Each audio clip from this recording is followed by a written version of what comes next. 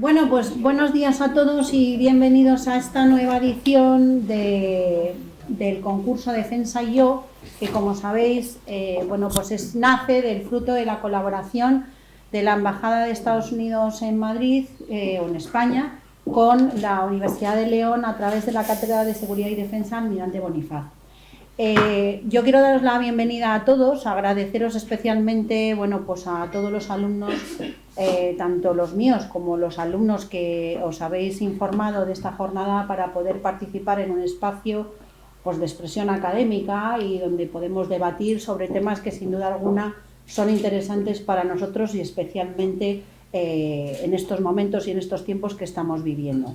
Quiero agradecer también la presencia de las representantes de las distintas instituciones militares que tienen representación aquí en León y que con su presencia hacen visible algo que cada vez es necesario y que es visibilizar, ¿no?, el trabajo y la labor y la formación que las Fuerzas Armadas españolas tienen y la participación en jornadas como estas, que fijaos que no tratan de lo que uno suele prejuzgar que suelen ser los temas militares, sino que vamos a hablar de temas que creo que son muy importantes en el ámbito de la geoeconomía y de la geopolítica internacional.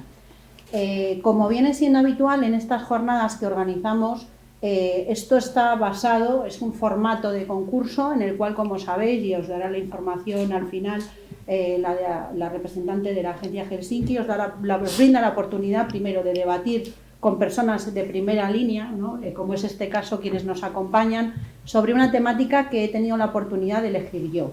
Y la temática que he elegido para este año pues ha sido la que tenéis en el cartel y que habla de los nuevos horizontes, ¿no?, y el futuro de la posible cooperación transatlántica en un mundo que en general todos percibimos como que es tremendamente cambiante, ¿no?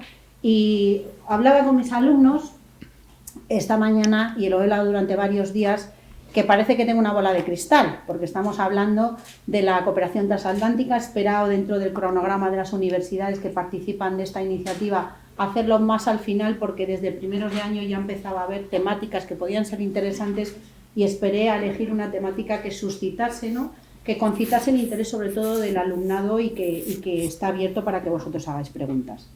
Este formato se basa básicamente en la participación de un diálogo abierto, que yo lo voy a hacer en forma un poco de tertulia, entre amigos, aunque nos hayamos conocido ahora prácticamente, pero muy relajado, muy distendido y que motive la participación, sobre todo de los alumnos, que podéis hacer preguntas después de hablar de esta temática y daros pie para que vosotros formuléis vuestras propias inquietudes en este marco. Nos acompañan, por una parte, un representante elegido o propuesto por la Embajada Americana, por una parte, que es Mazen Al-Faqih, elegido por un concurso en la embajada, no, aquí voluntariamente, obviamente. Bueno, voluntariamente, pero propongo el tema y ellos eligen quién es el ponente más adecuado para participar. Os voy a dar unas breves pinceladas de su biografía personal para que también conozcáis, ¿no?, el ámbito en el que se desarrolla su actividad. Él es consejero político de la Embajada de Estados Unidos en Madrid. Antes de llegar a España, en junio de 2022, fue asesor especial para América del Norte y Centroamérica en la oficina del vicepresidente y asistente especial del subsecretario de Asuntos Políticos, cubriendo todo el hemisferio occidental. En el extranjero ha servido en Honduras, Kuwait y Ecuador. Sus asignaciones anteriores en el país incluyen la oficina de El Salvador, como asistente del secretario adjunto para Asuntos del Hemisferio Occidental, nacido en California, originario de California. Recibió una licenciatura en Ciencias Políticas por la Universidad de UCLA y es Juris Doctor por la Universidad de Duke y posee el título MBA de INSEAD Institut Européen de Administración de Affaires, que es uno de los institutos más prestigiosos que hay en Fontainebleau, que he tenido la oportunidad de conocerlo, así que bienvenido a esta jornada y bienvenido a la Universidad de León. Claro. Muchas gracias. Como representante de la otra parte del Atlántico y un poco en representación del pensamiento un poco más europeo, desde la visión española, pues nos acompaña el analista y profesor asociado, coronel del Centro de Estudios de Defensa Nacional, Juan Carlos Castilla Barea, que trabaja como analista en el Instituto Español de Estudios Estratégicos. Los que sois alumnos míos sabéis que el Instituto Español de Estudios Estratégicos es un referente en cuanto a muchísimas temáticas que os conciernen. A veces cuando planteáis trabajos de fin de grado, ¿vale?, es una fuente muy importante de información y además realizada por expertos en cada una de las temáticas. Él pertenece a la promoción de la Academia General Militar, de donde egresó como teniente de artillería en el año 93. Es diplomado de Estado Mayor de la Escuela de las Fuerzas Armadas y por el Command and General Staff College de Fort Leavenworth en Kansas, Estados Unidos. Tiene experiencia operativa en misiones tanto de la OTAN como de la Unión Europea. De sus misiones internacionales, destacar su mando del contingente Patriot en Turquía entre julio de 2015 y enero de 2016. El coronel Castilla es además doctor en Seguridad Internacional por la Universidad Nacional de Educación a Distancia y ha seguido el programa de doctorado del European Security and Defense College. Su experiencia militar y académica le permite ofrecer análisis sobre temáticas como la seguridad y defensa, especialista en el tema euroatlántico, o sea que nos interesa especialmente su opinión, y cuestiones asociadas tanto a la OTAN como a la Unión Europea, así como a la industria de defensa. El coronel Castilla además tiene numerosas publicaciones centradas fundamentalmente en la adaptación, en cómo las organizaciones internacionales se adaptan a los desafíos del siglo XXI. Bueno, yo creo que con esta introducción de las personas que nos van a acompañar, a mí se me antoja la jornada muy apasionante. Los que sois mis alumnos y me conocéis sabéis que soy muy apasionada de todo lo que hago. Y a mí me parece que esto es un bombazo, así que es disfrutarlo, ¿vale? Porque yo voy a empezar con bombazos. Entonces, nuestro título sugiere hablar de nuevos horizontes, ¿no? Y me gustaría que hicieses una pequeña breve introducción de vuestra perspectiva de esos nuevos horizontes de la relación transatlántica. Si te parece, comenzamos. Perfecto, muchas gracias, profesor González. Y hola, buenos días, encantado. Como mencionó la profesora, soy diplomático de carrera. He trabajado, bueno, no solo en Europa, sino en Medio Oriente, en el hemisferio occidental. Y quería, bueno, tampoco es la primera vez que estoy aquí en España. Llevo 3 años ahora, esta estadía, pero llevo una trayectoria larga con España. Estaba mencionando con la profesora que que vine a León por primera vez hace 30 años, cuando yo tenía 18 años, o sea, la edad de, me imagino, algunos de vosotros, no, tenéis más años, pero bueno, vine para hacer el Camino de Santiago en el 95, entonces volver aquí me trae muy, muy buenos recuerdos. Vamos a hablar hoy del futuro de la colaboración transatlántica, pero yo creo que para empezar hay que echar un vistazo hacia atrás. Y voy a aprovechar el hecho de que hoy es 7 de mayo y mañana cumplimos un aniversario muy importante, el 8 de mayo. 80 años desde... ¿Alguien sabe qué pasó en el 8 de mayo de 1945? Y por favor, no tengáis vergüenza en equivocaros o... 45. ¿Qué pasaba en el 45 aquí en Europa? ¿En qué estábamos en aquel entonces? Por favor. La guerra, ¿verdad? Segunda Guerra Mundial. Pues mañana celebramos lo que nosotros llamamos el Día de Victoria en Europa, porque el 8 de mayo es cuando se rindió Alemania. Es una fecha muy importante, obviamente, para el continente, pero también para la relación transatlántica. No marcó el principio, pero sí que marcó un punto clave. Y claro, después de la guerra, había la reconstrucción europea, pero también un esfuerzo para asegurarnos de que algo así no podría suceder nuevamente. Entonces, 4 años después, en el 1949, 10 países europeos se unieron junto con Estados Unidos y Canadá para formar la OTAN. Imagino que eso es algo que habéis estudiado en los cursos. Entonces, el tratado de la OTAN que se firmó, tengo una copia aquí del tratado, es un documento bien sencillo. Solo tiene 14 artículos cortos. Entre ellos, quería mencionar 2. Uno es el famoso artículo 5. No sé si habéis oído del artículo 5. El artículo 5 de la OTAN, se puede decir que es el corazón del tratado, dice que un ataque contra un Estado miembro de la OTAN es un ataque contra todos. Es decir, si Rusia invade a Bélgica, pues eso es igual a si invade a los Estados Unidos, a Francia o a Alemania o cualquier Estado miembro. Y lo que hizo en aquella época era poner a Europa Occidental bajo lo que llamamos el paraguas nuclear de los Estados Unidos.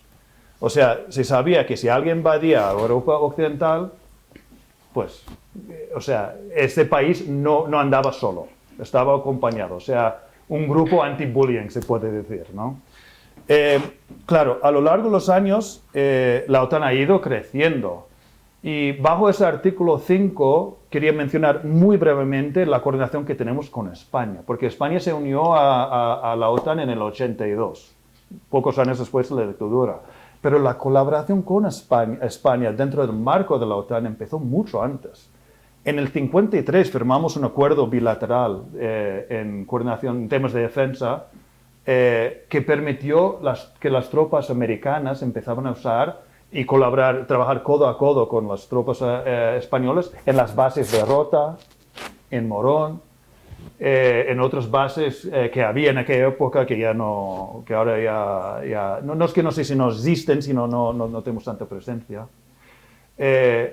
Y desde allí hemos colaborado, o sea, Rota da a la OTAN una ubicación clave, estratégica, porque desde allí se puede cubrir todo el Mediterráneo y más allá. Y de hecho tenemos 5 buques destructores estadounidenses ahí en Rota. El 5º acaba de llegar ahora en octubre.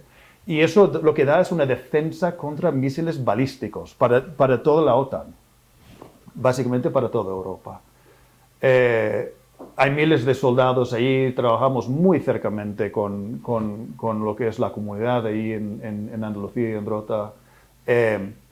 Y también España ha jugado un papel importantísimo en misiones, en muchos aspectos. Yo llegué en junio de 2022, como mencionó la profesora, el mismo mes que España fue anfitriona de la cumbre de la OTAN. O sea, desde que se inicia la OTAN, cada año los jefes de Estado se reúnen para hablar de temas estratégicos, el futuro de la alianza. El año pasado fue en Washington para celebrar los 75 años. Pues la cumbre de Madrid en el 2022 fue una de las más consecuenciales, porque ocurrió pocos meses después de que empezó la guerra en Ucrania. Y allí se sacó un concepto estratégico que marca los siguientes 10 años de estrategia, que nombró a eso la amenaza más fuerte que hay para la OTAN hacia el futuro.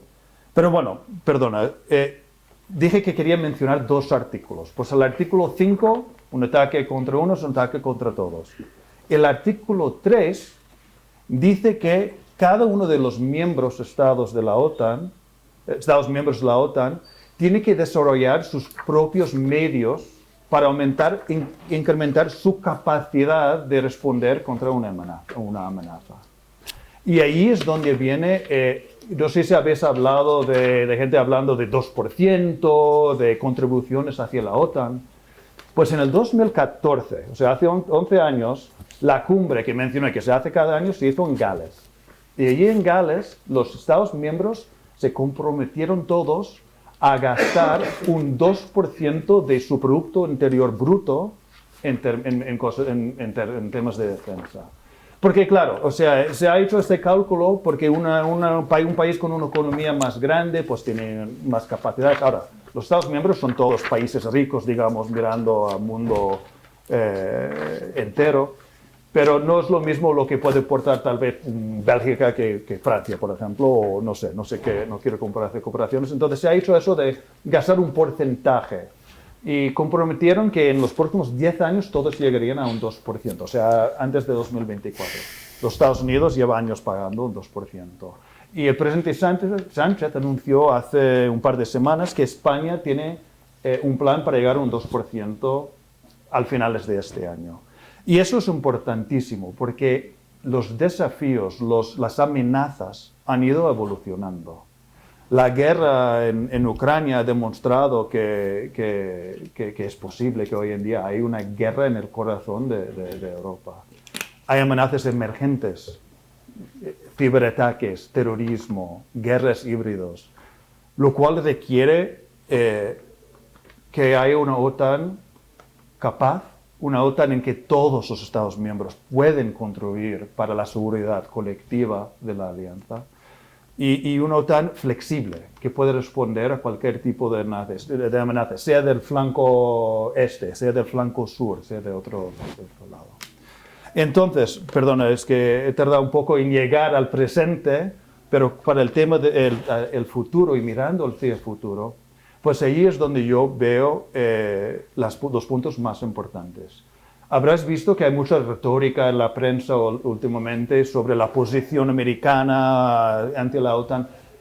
Voy a ser sincero, la mayoría es inválida. O sea, los Estados Unidos creen en la OTAN. El presidente Trump ha dicho que lo que quiere es una OTAN fuerte, una OTAN capaz.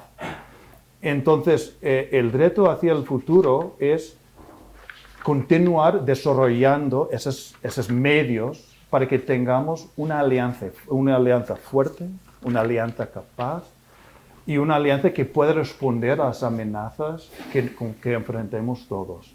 Entonces, por eso la próxima cumbre está en La Haya ahora en junio y se ha hablado de hacer un acuerdo para llegar a un 5% y un plan para hacerlo, para que todos estemos listos para responder a cualquier tipo de amenaza. Entonces, bueno, lo voy a dejar aquí, pero solo quería destacar, bueno, las tres cosas. Que uno, la colaboración entre Estados Unidos bilateralmente con España en temas de defensa es excelente. Una cosa que creó el acuerdo de 53 es un comité permanente que nos reunimos cada semana. Yo soy vicepresidente por el lado de Estados Unidos de ese comité y en el otro lado hay gente del Ministerio de Defensa y Exteriores españoles y hablamos de todo tipo de coordinación en temas de defensa. La presencia militar en Rota es clave para la OTAN y también para las relaciones bilaterales y que para hacia el futuro pues hay que continuar fortaleciendo esa alianza, continuar invirtiendo para que todos podamos continuar con esa colaboración de una manera en que nos podemos todos los aliados protegernos y ayudarnos uno al otro. Así que lo dejo allí. Muy bien, coronel. Muchas gracias. Muchas gracias. Bueno, yo lo primero es agradeceros la invitación a la Universidad de León, a la cátedra Almirante Bonifaz, y ayer estaba en Sevilla. Entonces, Almirante Bonifaz, 1248, fue clave para romper las cadenas que había en el río Guadalquivir. Los que vayáis todavía en tiempo lo podéis ver todavía una de las naos de Colón allí colocada, donde estaba el puente de barcas que el Almirante Bonifaz consiguió romper para así sitiar la ciudad de Sevilla, y Fernando III el Santo acabó conquistando la ciudad, ¿no? Bueno, este es el Almirante Bonifaz. Por eso entenderéis que lo sentimental para mí es un gran honor estar aquí en la Universidad de León y en esta cátedra. En segundo lugar, también tengo que agradecer la iniciativa de la Embajada de los Estados Unidos, porque la relación transatlántica tiene dos componentes. Una es el vínculo y otra es el pacto. Hay que verlo desde dos puntos de vista. Pero antes he hablado de Fernando III el Santo, y como hoy empieza el cónclave, yo os quiero hablar del Espíritu Santo, que es a lo que he venido a hablar hoy. ¿Por qué digo que vamos a hablar del Espíritu Santo? Aparte de porque en India y Pakistán hoy se están calentando un poco las cosas, porque el Espíritu Santo era el nombre del río Mississippi. Y ahora que estamos en una moda en la cual los nombres pues, se van cambiando y esto vamos a darle dinamismo, pues hay otro río en Estados Unidos, en el centro, que es el río Missouri, un afluente del río Mississippi, que confluye, ya que hablamos de ríos, en la ciudad de San Luis. Yo tuve la suerte y yo me siento, os advierto que me siento especialmente cercano a mis colegas norteamericanos, colegas de las Fuerzas Armadas, donde estuve en West Point, estuve formándome 5 meses en Fort Bliss, en El Paso, estuve en Leavenworth, haciendo el curso mayor, como antes has dicho, y la relación bilateral en términos de diplomacia de defensa, sobre todo, que es lo que puedo hablar grandemente, es estrechísima con los Estados Unidos. Eso lo digo por si después mi colega diplomático en esta, pues advierte, o alguno de vosotros advierte ciertos elementos de crítica, pero más que nada por hacer un contraste con algunas de las opiniones que nos pueden dar los Estados Unidos aquí presentes, ¿no? ¿Por qué decía del Espíritu Santo? Mirando atrás, el año que viene son 250 años de la Declaración de Independencia de los Estados Unidos. Entonces, muchas de las críticas que a veces se vierten hacia la OTAN, y no solo la OTAN, hacia la Unión Europea, es que se mira poco al sur. Nuestro afán y nuestro interés es que tanto la OTAN como la Unión Europea miren más al sur, no solo al sur de España, al sur de Europa. Bueno, pues, ¿qué había entonces en el río Mississippi y en la ciudad de San Luis? Todo esto de los aranceles no es de ahora. Empezó en el motín de Boston en 1773, y me corrige si me equivoco, donde la cuestión de los aranceles fue lo que explotó de alguna manera o ayudó a explotar la guerra de independencia. Bueno, pues allí había un capitán de Ceuta, Fernando de Leiva, porque a vosotros, a muchos os sonará Bernardo de Gálvez, que tenemos un cuadro en el Congreso. Es menos conocido la figura del capitán Fernando de Leiva, capitán de infantería, por cierto, compañero. Pero se hizo famoso en la acción del Castillo de San Carlos, en San Luis, manejando un cañón. Yo soy de artillería, y aquí el Maca, el León, son artilleros, ¿vale? Bueno, ¿por qué digo esto? Porque en momentos de la independencia norteamericana, si veis el mapa de Estados Unidos actual, a la izquierda estaba Nueva España, ¿verdad?, al oeste, en medio estaba la Luisiana, que coyunturalmente gestionaba España, y luego estaban las 13 colonias a la parte oeste del mapa actual, ¿no? Pues la figura de Fernando de Leiva, ya en el año 19 hay en Ceuta, en el Museo del Denarigao, un museo muy pequeñito, hay una placa que habla de él. Los que tengáis el móvil cerca, hablad del faro de Ceuta y Fernando de Leiva, y podéis ver los detalles de la hazaña de este capitán, no solo de Bernardo de Gálvez. Con todo esto, y como prolegómeno histórico, lo que quiero enfatizar es que la relación bilateral de España con Estados Unidos tiene un vínculo histórico, que es a lo que se refiere el vínculo, y tiene una versión de pacto, que es a lo que se refiere en inglés, es el bond, es el pacto, ¿no? Y el vínculo, se me ha olvidado cómo se llamaba, era el bargain, es el pacto, y el bond es el vínculo, ¿no? A las cuestiones que ha citado mi colega de mesa hoy, pues habla más bien del pacto, cuando se refiere al 2%. Por eso yo he querido empezar por el vínculo. Y quiero contextualizar con varios puntos a lo que nos enfrentamos hoy, como paso previo para identificar los desafíos de futuro.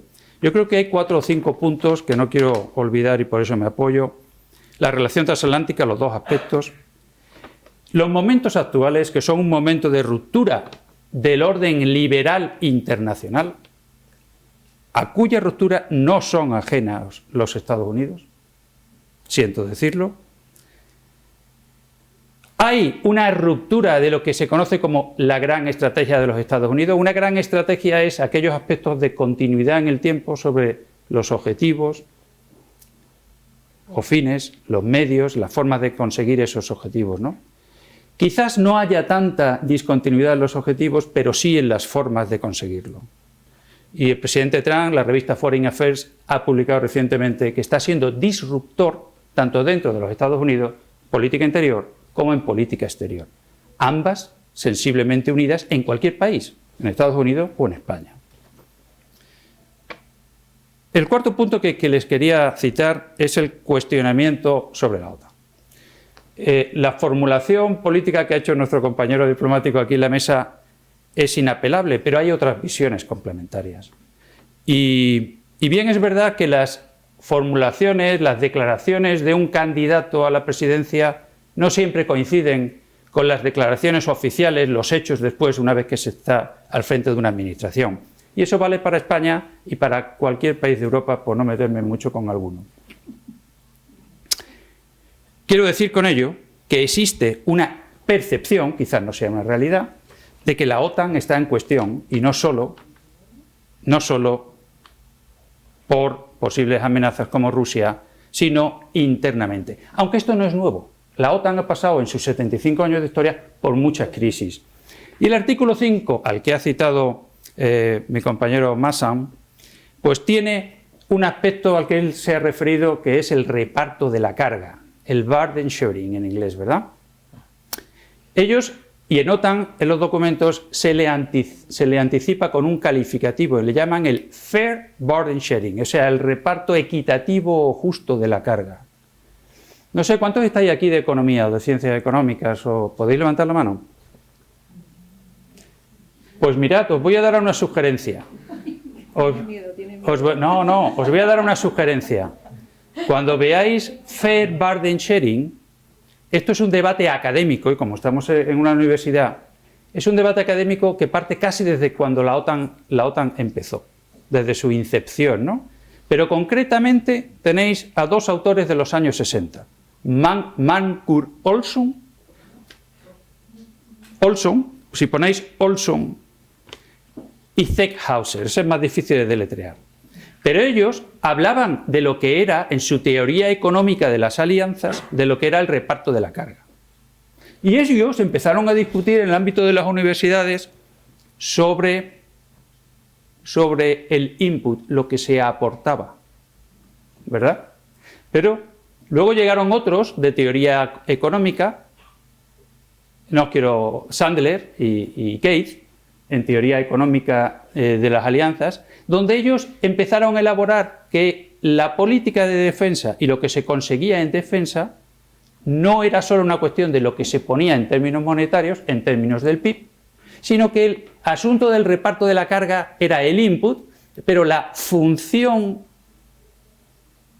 en la cual se obtenían resultados para las políticas de defensa, para la disuasión, era una combinación de otros múltiples factores, del capital humano, los recursos humanos, de la tecnología y, por supuesto, del dinero, del cash y otras. Y no era fácil determinar el resultado que se aportaba por parte de un país a una alianza como la OTAN, porque la función era muy compleja. Estoy hablando de un debate académico de los años 90, 60, 90 y dura hasta hoy. Si veis al profesor Antonio Fonfría de la Complutense, acaba de publicar con la Academia de Artes y Ciencias Militares un artículo sobre esto, el reparto de la carga. Y él llega a decir que sería bueno identificar o componer un indicador múltiple y sintético de distintas variables, para después poder sacar un orden, porque claro, yo estuve en la representación militar española en OTAN, en Bruselas, trabajando desde el 17 al 20. Me cogió la primera administración Trump. El incidir en el 2% no es nuevo, ni es de Trump 1 ni es de Trump 2. Es de Obama y es anterior. Y nos podemos remontar a los años 2000 y a la cumbre de Riga de 2006 para hablar del 2% en el 2006. Y lleva él toda la razón que el punto paradigmático que se usa hoy día es 2014 con la cumbre de Gales. Pero en la cumbre de Gales lo que se acordó por todos los países de la alianza fue lo que llamaban la Defense Investment Pledge. Es decir, vamos a hacer algo de inversión en defensa, pero hablaron de tres conceptos. Normalmente solo escucharéis el del 2% del PIB, el 4, el 5, y podemos extendernos luego. Pero lo que no quiero olvidarme de decir es que entonces se consideraron en 2014 tres considerandos.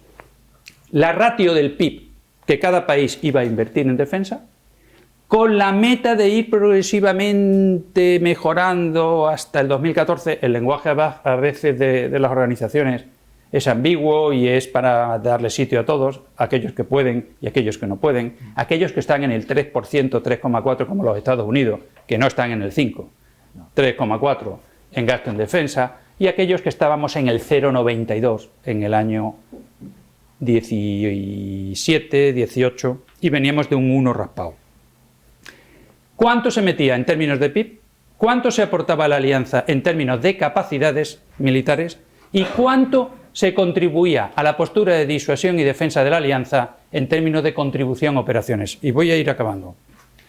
Esas tres componentes de lo que es el reparto de la carga, que no solo es el dinero, pues se considera en la OTAN y se evalúa cada año.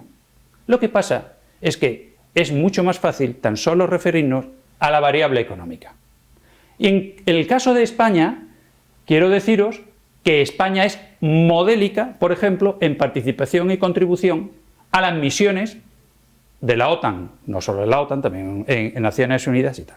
Y por último, y podemos ahondar en aspectos, hay definiciones que están acordadas por los socios, por los aliados, por todos los países de manera unánime, en qué es gasto en defensa.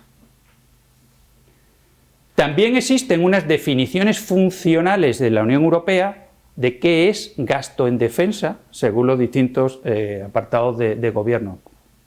Quiero deciros que toda esta discusión, que solo se circunscribe a veces al 2% sí, 3,5%, 5%, es más compleja. Y bueno, he hablado de un CEUTI. Yo solo espero que el Espíritu Santo... Hay que reconocer que el presidente Trump tiene sentido del humor. Quienes le critican solo le enseñan la foto con cara de enfadado. Pero alguien que se muestra y lanza un tuit o en su red vestido de papa, pues tiene sentido del humor, es capaz de reírse de sí mismo. O no tiene sentido del humor cuando baila en un meeting. Yo lo que quisiera es que el Espíritu Santo, el río Mississippi, la figura del capitán Fernando de Leiva, sea suficiente para que tanto en la OTAN como en los Estados Unidos se mire más hacia el sur. En el año anterior, en España se publicó mucho sobre la necesidad de mirar más hacia el sur y luego podríamos ahondar en ello. Bueno, pues después de esta breve introducción yo, me gustaría, al hilo un poco de lo que habéis comentado, ¿no? Yo creo que hay un factor, lo que yo he percibido de vuestras intervenciones es que por encima, digamos, del liderazgo político que en cada momento puede manejar una u otra política desde el punto de vista tanto americano como desde las corrientes que se puedan mover en la Unión Europea, lo que existe es un trasfondo histórico que afianza, ¿no? Casi es un mensaje de no importa quién sea el que gobierne porque hay una historia detrás que avala las relaciones transatlánticas tanto entre Estados Unidos y España, como también me gustaría hablar un poco de la Unión Europea porque somos miembros de la Unión Europea, ¿no? Yo creo que ahí hay una verticalidad, ¿no?, de la integración. Y yo creo que ese es un tema muy importante, con lo cual quizás una de las preguntas que posiblemente los alumnos se podrían hacer, o si yo fuese alumna me haría, es, claro, el mensaje que la información, ¿no?, te manda continuamente es, bueno, ha llegado alguien que de repente está decidiendo hacer las políticas de una manera completamente distinta, a su estilo, un estilo muy personalísimo, no sabemos a veces, hemos estado hablando, ¿verdad, chicos?, de la foto precisamente esta mañana, os lo he comentado, ¿no?, digo, es atrevido, lo que no sabemos es al final qué es lo que persigue, lo que sí sabemos es que habrá 3 millones de likes en su Twitter de por la mañana y eso le da una herramienta de control de la comunicación de toda la red social muy importante, ¿no?, que a veces no sabemos leer. Habéis insistido en la versión un poco de la colaboración que hay entre España con la Organización Atlántica, que refleja también que puede haber, y claro, a la medida que se amplía la Alianza Atlántica y que hay nuevos miembros, pues posiblemente, a mí una de las cosas que me interesa es, claro, esto es como una especie de figura que se torsiona, ¿no?, dependiendo las presiones dentro de la figura de la OTAN. Tenemos ahí la búsqueda de la candidatura de Ucrania para poder entrar en la Alianza Atlántica. En este escenario cambiante, ¿cómo percibís, antes de abordar la parte OTAN, política de defensa europea, que yo creo que eso es muy importante, cómo percibís vosotros internamente pues esa posibilidad de que haya nuevos socios, Ucrania sí, Ucrania no? ¿Cómo se juega eso desde el punto de vista, en la diplomacia, pues imagínate la diplomacia política, ¿no? Claro. ¿Cómo se puede jugar esa baza ahora mismo? Ya. Es decir, ¿qué podemos esperar de esto, no? Y después, al mismo tiempo, pues por la perspectiva un poco española y europea, ¿qué podemos esperar de eso? Es decir, ¿qué nos interesa como aliados de la OTAN? Muy bien, muchas gracias por la pregunta. Bueno, un par de cosas. Un tema que habéis tocado los dos es la parte doméstica de cada país, ¿no? Es decir, la política exterior de un país siempre tiene detrás cuestiones de política doméstica, siempre. Eso en cualquier país, ¿no? Porque un presidente está ahí no para ser presidente del mundo, sino de su propio país y para defender los intereses de su propio país. Entonces, el presidente Trump y el secretario Rubio han dejado claro que la política exterior de los Estados Unidos va a poner primero los intereses de los Estados Unidos. Pero, claro, los intereses de Estados Unidos no quiere decir que no vamos a colaborar ni tener alianzas con otros países, ni mucho menos. ¿Qué quiere decir? Pues mira, por ejemplo, cuando uno mira lo que gastamos en defensa y uno habla con el público americano y dice, pues mira, estamos gastando un 3,5% en defensa. Ah, sí, ¿por qué estamos pagando tanto? Bueno, porque tenemos que no solo proteger a nosotros, sino a unos aliados. ¿Y cuánto gastan ellos? Pues mira, en algunos casos un 3% como nosotros, en otros casos un 2%, en otros casos un 1 y pico. Pues el público dice, pero ¿por qué estamos gastando nosotros más que los demás? Entonces la idea es, pues tiene que haber una repartición. Sí, sí, eso. Entonces, equilibrio en todo eso. O sea, lo que yo aporto, pues también tiene que aportar los demás. Lo mismo, mencionamos brevemente los aranceles. Pues es lo mismo. Es decir, nosotros antes no poníamos ningún arancel en un coche europeo que se importaba en los Estados Unidos.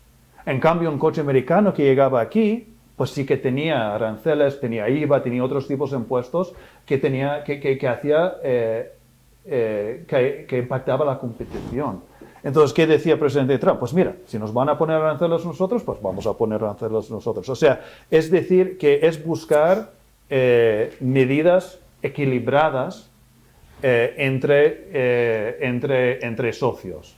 Entonces, ¿qué se puede esperar? Pues otro punto importante, como mencioné, lo de pedir 2% no fue ni presidente Trump ni presidente Biden, e incluso antes de presidente Obama. O sea, llevamos hablando de más de 20 años de un 2%. Pero nunca llegamos. Entonces también hablas con el público americano y dicen, ¿pero por qué no pagan más? Pues ya lo hemos pedido. ¿Cuándo se lo has pedido? Pues hace 10 años y no lo has... Entonces, claro, el tono cambia, los métodos cambian porque se da cuenta de que lo que antes se hacía no ha llegado a los resultados. Entonces, sí que hemos visto un cambio de tono, no lo voy a negar. O sea, el discurso ha cambiado. Los retos, o sea, lo que se quiere al final no ha cambiado mucho. O sea, uno tan fuerte, flexible, con capacidades. Pero sí que el tono y la manera de conseguirlo ha cambiado, sin duda. Déjame completar algo con lo que acaba de decir Mason. Mason, sí. Mason. Al final acabaremos sabiendo, ¿eh? Qué bien, qué bien. Mirad, aquellos que vayáis a por el concurso, ¿quién decide el final ganador del concurso? ¿La universidad o la embajada? Lo decide, se mandan los ensayos y lo deciden ellos. Entonces hay que tener en cuenta a ver qué escribís, porque claro, en el reparto de la carga, y vuelvo al concepto académico, no solo es el 2%, eran otros componentes, pero hay otra idea, que es la de quién obtiene mayor beneficio. Entonces, si vais a escribir sobre el reparto de la carga, no os olvidáis de que tienes 3 componentes al menos, o varios, o múltiples, y que luego hay una pregunta que hay que hacer, y que la hacían los académicos en los años 90, de quién obtiene más beneficios de la inversión de los aliados. No es solo todos, uno para todos y todos para uno, el artículo 5, vale, de acuerdo, muy simple. Pero hay beneficios que son tangibles y beneficios que son intangibles. Y en la alianza también se juega con beneficios intangibles. A favor, en mi modesta opinión, tradicionalmente e históricamente, mucho más en lo que los Estados Unidos han conseguido de la OTAN que lo que países individuales aliados en la OTAN puedan obtener. De todos modos, como es un intangible, esto seguro que estaría sujeto a discusión, ¿vale? Todos nos hemos beneficiado y realmente estoy de acuerdo en que hay un déficit de inversión, los llamados dividendos de la paz, que se dan desde los años 90 con gran descaro hasta hoy, ¿no? Pero esa idea de los beneficios, ¿quién obtiene más? Otro punto, ¿todo el mundo tiene que pagar el 2% en defensa? ¿Qué pasa con Islandia, una isla que no tiene fuerzas armadas? Paga 0 porque no tiene presupuesto de defensa. Sin embargo, es de los países fundadores de la OTAN. Hay un beneficio estratégico para toda la alianza de seguir contando con Islandia. Entonces, idea fuerza. Cuando se habla de reparto de la carga, hay que hablar de qué beneficios se derivan de la existencia de la alianza. Hay quienes escriben, ejemplo de Islandia o ejemplo de España, y antes se han mencionado las bases de Morón y Rota, que también la geografía aporta valor añadido. La geografía importa, y no solo dice Kaplan. Sin duda. Entonces, hay más factores, tangibles e intangibles. Ahora bien, todo esto no se puede explicar con la suerte que estamos teniendo hoy y con tanto detalle a la población. A la población hay que darle mensajes rápidos, mensajes simples de asimilar, y lleva toda la razón en que las clases medias norteamericanas el que paga impuestos está cansado de percibir que Estados Unidos es víctima de los free riders, los gorrones de la seguridad en la alianza que no pagan suficiente. Eso es una píldora muy fácil de digerir, pero el tema es más complejo. Luego, eso dicho por ahí, hay un autor, Emmanuel Todd, un francés, que tiene un libro que se llama La derrota de Occidente, está traducido originalmente en francés, y como digo, este es un antropólogo, un sociólogo, ¿verdad? Y habla muy claramente, anticipó una década antes la caída de la URSS, y habla de los efectos sociales en los últimos 15 o 20 años de la globalización en las clases medias en Estados Unidos. Y hay que comprender al estadounidense medio, que es una parte empobrecida por la inflación y por una falta de referentes ideológicos. Ese es el público al que el presidente Trump le da una píldora muy sencilla, que es el 2%. Pero vosotros estáis en el mundo de la academia y tenéis que escarbar un poquito más. Eso es para complementar el argumento del 2%. Y sé que me he ido de la pregunta inicial.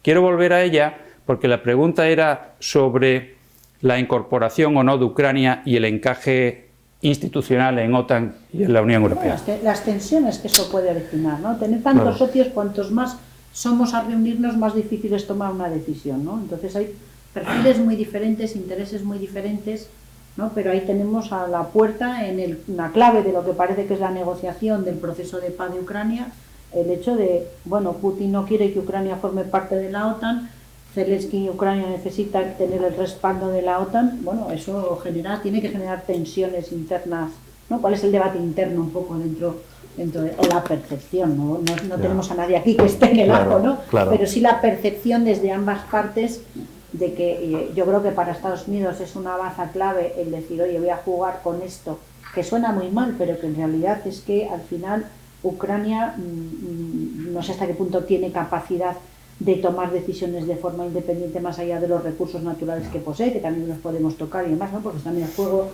de todo este tema.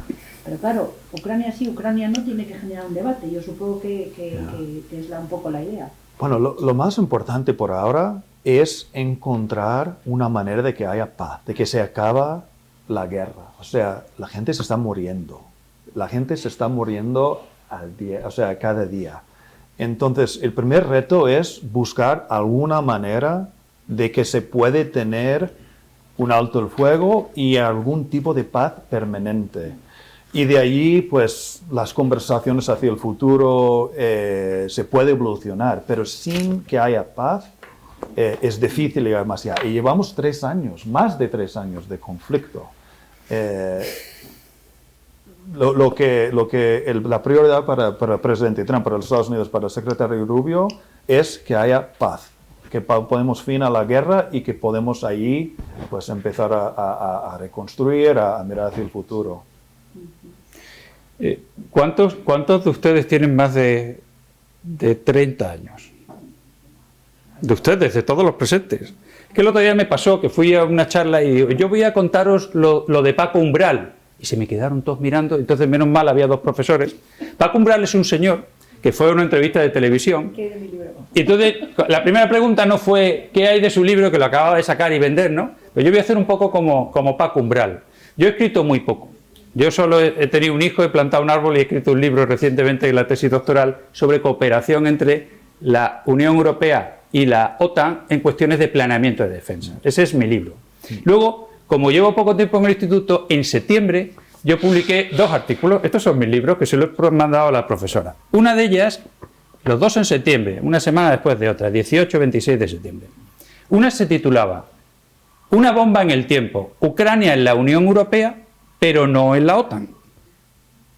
Otro está publicado el 26 de febrero de este año, que se llama El difícil equilibrio en el triángulo transatlántico, la nueva temporada. Y me voy a referir a cosas que tengo escritas en esos 2 libros para responder a lo de Ucrania. Esos 2 artículos, perdón. Cuando en septiembre, es decir, en verano, todavía no habían sido las elecciones de noviembre norteamericanas, el presidente Biden y en la cumbre de Washington de la OTAN de 2024, el tema era Ucrania. La aproximación del presidente Biden era completamente diferente, como todos ustedes saben, al nuevo presidente Trump. Eso no solo ocurre en los Estados Unidos, y es totalmente legítimo que alguien que gana unas elecciones cambie sus cosas de política exterior. España lo hizo en Irak, España lo hizo en Kosovo, ¿verdad? Todo el mundo tiene derecho a ejercer su soberanía y, por tanto, es un hecho que hay un cambio de orientación. Es diferente totalmente lo que se hablaba antes de noviembre, tan diferente es que en la cumbre de la OTAN de Washington, 75 aniversario, el presidente Biden puso el énfasis en intentar atar el apoyo de la OTAN hacia Ucrania fuera el que fuera el resultado de las elecciones. Y aprovecho para deciros, entonces, y enlazaremos con la Unión Europea, entonces ya se temía, está muriendo mucha gente, claro, las guerras mueren mucha gente, pero las guerras son cuestión política. Entonces, ¿qué ocurría? Ya se temía entonces el colapso de las fuerzas en Ucrania. Se temía el colapso porque en Ucrania hay muchos factores que hacen pensar en un posible colapso de Ucrania. Se temía aún a pesar del apoyo norteamericano. Y os recomiendo otro artículo de reciente publicación en el New York Times. Empieza por Partnership y habla de cómo los Estados Unidos, desde Wiesbaden, Alemania, estaban planeando las operaciones en Ucrania codo con codo, general americano con generales ucranianos. El apoyo norteamericano en Ucrania es tan determinante como que sistema satelital norteamericano, detección de objetivos en el terreno, los norteamericanos han estado pasando la información de detalle desde la información, la inteligencia sobre el despliegue ruso, desde los sistemas de información, hasta dar los datos de tiro a la pieza. Los ucranianos solo tenían que darle al botón. Fijaros lo estrecho que ha sido el apoyo norteamericano. Todo eso cambia con el presidente Trump. Lógicamente cambia por otros motivos, no ya por Ucrania. Podríamos hablar cuáles son las prioridades estratégicas en el mundo de la nueva presidencia. Pero es un hecho que en campaña electoral el presidente Trump lo anunció y ya anunció que no quería a Ucrania en la OTAN. Yo en ese artículo analizaba las 4 posibilidades: OTAN sí, OTAN no, Unión Europea sí, Unión Europea no. Aspectos comerciales. Ya el presidente Trump ha dicho que OTAN no. En Foreign Affairs se podía hablar de, antes de esto se hablaba de la posibilidad OTAN sí, OTAN no, se discutía académicamente. Ahora ya no se discute porque los americanos han dicho no. Y si Washington dice no, el nuevo sheriff, como decía el vicepresidente Vance, dice no a Ucrania en la OTAN, los ucranianos pueden decir lo que quieran en su constitución, que va a ser que no. ¿Dónde está el debate? ¿Unión Europea sí? ¿Unión Europea no? Tampoco es sencillo.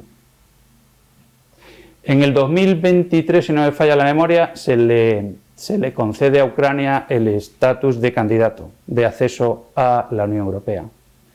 Y poco después, formalmente se comienzan unas negociaciones. Negociaciones y estatus de candidato, el tema de Turquía, no significa nada. Porque también hay muchos problemas para incorporar a la Unión Europea países. Léase el caso de Polonia, el caso de Rumanía, que lo tenemos ahora mismo bien caliente, el caso de muchos países, que implicaría para muchos países, para la política común de los franceses, de los españoles, la incorporación de Ucrania a la Unión Europea. Ahora sí os digo que hay una política común de seguridad europea en el marco del Tratado de Lisboa en la Unión Europea, enmarcada en la política exterior común, y simplemente desde ese punto de vista de la seguridad, lo que sí os quiero traer a colación es que creo que Ucrania es más débil dentro de la Unión Europea que fuera, en cuestión de seguridad. En cuestiones de seguridad. ¿Por qué? Porque las pobres herramientas que tiene la Unión Europea de actuar fuera en cuestiones de defensa es solo fuera del territorio de la Unión Europea. Por ejemplo, actualmente hay dos misiones. Bueno, hay unas actividades en OTAN, el NATO NSATU, que salió en Washington, una misión, no es llamada misión, porque los alemanes se opusieron, pero unas actividades de asistencia y entrenamiento militar, de coordinación de donaciones, que se hace desde Wiesbaden, en el mismo lugar donde los norteamericanos estaban planeando las operaciones en detalle, según el New York Times. Desde ahí se coordinan las actividades de entrenamiento de donaciones de equipo a Ucrania. Y hay una misión de la Unión Europea que es anterior a esta de la OTAN, de asistencia. Es lo mismo, es lo mismo. Evidentemente habrá que coordinarse. Esa misión fue una innovación legal en la Unión Europea. Porque la política común de seguridad y defensa de la Unión Europea normalmente estaba para el exterior, pero jamás habíamos entrenado a tropas de un país beligerante dentro de nuestro territorio, como seguimos haciendo. En fin, me voy un poco de caña y por las ramas y derivadas de que el debate de OTAN sí, OTAN no, Unión Europea sí, Unión Europea no, parece claro y cerrado que está el de la OTAN no, por parte del presidente Trump, pero no está tan claro el resultado y hacia dónde se va en cuanto a la incorporación de la Unión Europea. ¿Dónde estamos ahora? Estamos ahora en ver qué derrotero toma la OTAN. La OTAN, antes del presidente Biden, se postulaban en dos escenarios. Los americanos, ¿qué van a hacer con la OTAN? Porque claro, yo tengo aquí las declaraciones del candidato Trump y las del presidente Trump 2, y tengo las del presidente Trump 1, y sí, hay formulaciones del presidente Trump y sus secretarios de Estado que ponen en cuestión la esencia del artículo 5. Luego es un debate académico y de política bien actual. Dos aproximaciones.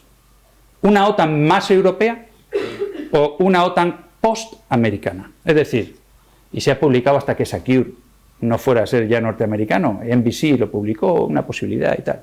Yo no creo que el presidente Trump o los norteamericanos vayan a romper con la OTAN. ¿Por qué? Porque les interesa. ¿Por qué? Porque nos interesa. Les y nos. A la Unión Europea también le interesa el binomio OTAN encargada de la seguridad y defensa y Unión Europea de otras políticas. Entonces, a no ser que ellos se quieran ir, nosotros vamos a hacer lo posible porque se queden.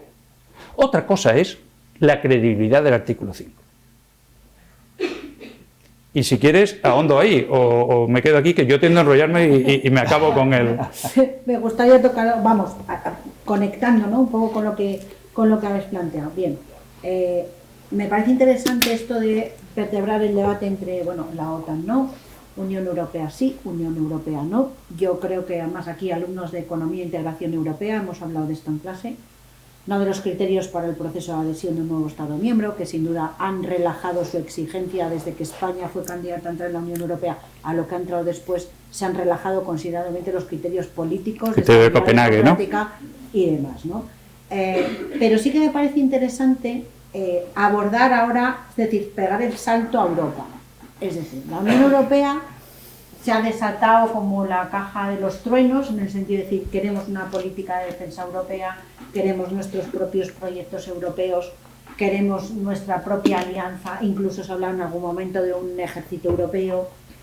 A ver, hay diferencias entre los intereses posiblemente geopolíticos, lo digo desde una cierta distancia de estos temas, de dónde fija los objetivos la OTAN, que son puntos calientes e interesantes para la defensa de los intereses de seguridad a nivel de OTAN, y los que puede considerar la Unión Europea. El punto yo creo más evidente es el Mediterráneo, es decir, donde ahí no confluyen lo mismo los intereses que puede tener la política de seguridad y defensa europea con los intereses o el interés que pueda tener, excepto determinadas cuestiones puntuales, lo que ya llamáis, ¿no?, lo que aprendí precisamente en la base de Rota de misiones no ejecutivas, ¿vale?, que se refieren con la observación, ¿no?, de posicionamiento para la observación de qué es lo que está pasando, ¿no?, ahí en la zona, como usted, por ejemplo, la operación Atalanta.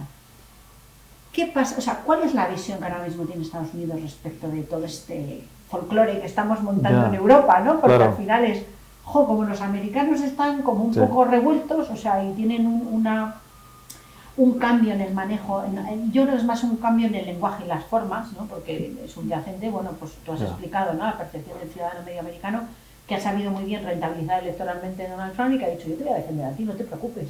Entonces tú me pides explicaciones y yo se las voy a pedir a ellos y me voy a asegurar de que te den las explicaciones, porque ese es mi compromiso, ¿no? Y por otro lado, la Unión Europea, que digo, qué difícil es ser socio de la OTAN y decir, nos interesamos mutuamente, es una estrategia, un juego win-to-win para los dos, ¿vale? Y tenemos la política europea que se está revelando la política de defensa un tema, wow, muy interesante desde el punto de vista. Por un lado, no existe realmente una política de defensa europea, hay proyectos europeos, programas europeos financiados, la independencia de la tecnología americana en caso de que surja un conflicto y realmente se rompan esas... Yo creo que eso es lo que ha desatado un poco la caja de los truenos, pero al mismo tiempo tenemos capacidad para, es decir, igualar esto. ¿Cómo se puede uno poner el traje, que se lo decía esta mañana a los alumnos para calentar un poco el debate, cómo puede un país ir a la OTAN y decir, ahora me he visto el traje de OTAN, defiendo tus intereses, te apoyo, voy a la misma línea que tú, y luego te quitas el traje, te pones el traje de ciudadano europeo y dices, bueno, es que lo de la OTAN tenemos que hacer política de defensa europea, ¿no? Yo me lo planteo porque si estuviese sentada ahí, sería lo que me plantearía. ¿Cómo veis eso de la política de defensa europea? ¿Cómo encaja eso en las relaciones transatlánticas? ¿Qué percepción tenéis, por ejemplo, desde el punto de vista de claro. todo, una valoración? Hombre, no puede ser lógicamente, pero bueno, desde fuera, porque en este caso vosotros estáis un poco desde fuera, ¿esto cómo se ve? No, es un muy buen punto. O sea, bueno, primero mi coronel habló de lo que llamamos los 3T, ¿no? Contribuciones, capacidad, etcétera, que son más allá del 2%. Y ahí España juega un papel importantísimo y bueno, mi coronel tiene experiencia de primera mano en todo eso. Pero en cuanto a la industria de defensa europea, nosotros apoyamos o sea, lo que queremos es que Europa tenga su propia industria, que sea una industria fuerte. Y no solo eso, que sea una industria que puede colaborar junto con la industria americana. Porque una cosa importantísima que no hemos tocado y tampoco va un poco más allá de la conversación, pero es la interoperabilidad. Es decir, si hay ejércitos o fuerzas armadas de 32 países que tienen que trabajar juntos para enfrentar una amenaza, pues la tecnología tiene que poder hablar uno con el otro. Entonces, para nosotros, o sea, que Europa desarrolle más su industria en defensa es espectacular, o sea, es lo que tiene que pasar. Y que también queremos que haya flexibilidad para poder colaborar, como se ha hecho siempre, con la industria de defensa americana, que siempre ha habido mucha colaboración entre los dos lados, pero desarrollar eso es algo, desde nuestro punto de vista, muy importante. Un poco a nivel diplomático, es decir, un poco desde tu perspectiva, con una experiencia no tanto desde el campo de la economía o de la industria de defensa, sino de la percepción de negociación diplomática, es decir, lo que me planteo es, ¿cómo se puede ver desde fuera, sabes, esto que te digo del cambio de traje? Es decir, me voy a la cumbre de la OTAN, tengo mis aliados, tengo un planteamiento, tal, pero al mismo tiempo de ser miembro de la OTAN, resulta que por circunstancias del destino también soy un país que tiene que integrarse en la política de defensa europea y en la que algunas líneas políticas de la presidenta de la Comisión han sido, es decir, nos están vendiendo la narrativa de hay que defenderse, hay que protegerse, hay que crear un ejército europeo, hay que tal, hay que cual, ¿no? Entonces, lo que me interesa, bueno, en muchas narrativas sí que es decir, esa inversión masiva en industria de defensa, esa necesidad de no depender de los intereses americanos, es decir, en el fondo es una narrativa que cala en la ciudadanía en cierto sentido o en cierto segmento de la ciudadanía. Entonces, claro, una cosa es cómo lo hacemos en el caso del cambio de traje y otra es cómo se ve el cambio de traje de rol, ¿no? Es decir, cómo se valora a nivel político diplomático. Solo 30 segundos. Yo lo vi como diplomático, claro, yo no soy europeo y no represento un país europeo, pero lo vi como diplomático aquí en Madrid porque en el junio de 2022 se celebró la cumbre de la OTAN aquí. Un año después, España asumió la presidencia de la Unión Europea y se vio que, bueno, Ucrania fue parte del debate, pero también migraciones, también Latinoamérica, también África, o sea, hay muchos temas más allá que la defensa que preocupa a Bruselas. Entonces, eso lo vi desde fuera, pero me encantaría saber la perspectiva desde dentro. Pues voy a empezar con tu última intervención, Masan, y después enlazando con la pregunta de la profesora. Mediterráneo, decía ella, inmigraciones, dices tú, y Cumbre de Madrid del año 22. En la Cumbre de Madrid se llegó a decir y escribir que podría ser motivo de artículo 5, de invocar el artículo 5, que no es automático, aunque se apruebe por unanimidad, el tipo de medidas no es automática, por eso decía la credibilidad del artículo 5, se llegó a decir que el usar la migración irregular como un arma podía ser motivo de estrategias y amenazas híbridas y llegar en casos extremos a casos de artículo 5. Claro, eso se decía a instancias de Polonia, que había sufrido episodios en las fronteras con Bielorrusia y tal. No se decía por los episodios de Ceuta del año 21. Se decía porque Polonia decidió sacar ese tema en las discusiones del nuevo concepto estratégico. El Mediterráneo, las aguas del Mediterráneo, sí están en la territorialidad del artículo 6 de las 3 páginas. No dejéis de leeros con detalle las 3 páginas de los 14 artículos del Tratado de Washington, pequeñito. El artículo 6 dice la territorialidad. Entonces, ¿hasta qué punto importa el Mediterráneo y el sur? Yo empecé diciendo eso. A la OTAN le importa, no es que le importe poco, es que no se articulan, aunque hay un español ahora mismo, secretario asistente del secretario general encargado especialmente para África, el sur y tal, ¿no? Y no hemos hablado de lo que están haciendo los rusos, y China también, pero sobre todo los rusos en el Sahel, en países como Mali, Níger, Burkina Faso, y los aspectos de las migraciones que se están provocando hacia Senegal y Mauritania y luego aparecen en las Canarias. Pero bueno, quiero decir que de eso podríamos hablar luego, pero voy a la pregunta y al traje. No es que nos cambiemos de traje, es que usamos el mismo traje con 2 piezas, la guerrera y el pantalón, la chaqueta y el pantalón, pero son complementarios, y ahí estoy contigo. ¿En qué sentido son complementarios? Son complementarios porque la OTAN es la que decide las capacidades de defensa que tienen que tener los aliados. Hay un proceso, se llama Proceso de Planeamiento de Capacidades OTAN, NDPP, donde se dice a cada país qué capacidades ha de tener, cuántos aviones, cuántos barcos, cuántas brigadas.